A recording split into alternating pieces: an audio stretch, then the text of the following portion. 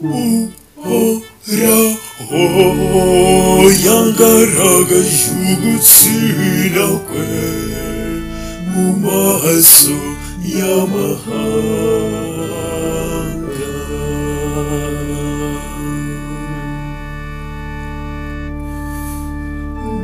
nimuririmbire uhoraho indirimbo nshya, kuko yakoze ibintu by'agatangaza.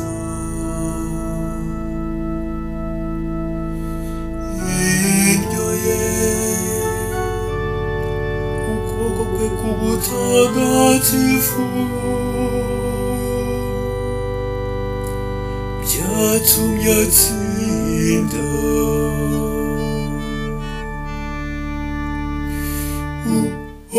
Uhoraho yagaragaje ugutsinda kwe mu maso y'amahanga.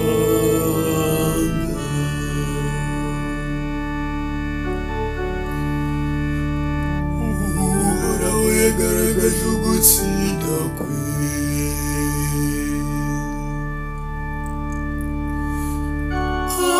atangaza ubutabera bwe mu maso y'amahanga.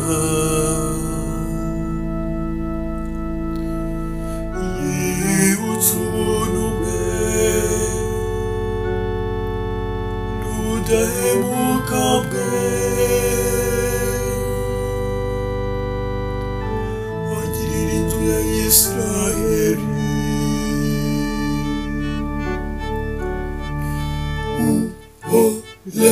Uhoraho yagaragaje ugutsinda kwe mu maso y'amahanga.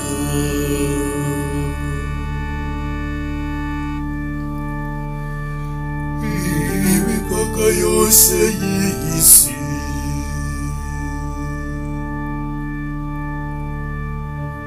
yabonye ugutsinda kw'Imana yacu.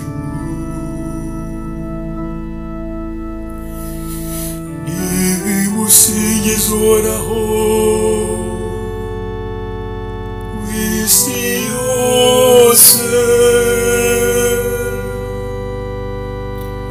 nimuvuze impundu kandi muririmbe.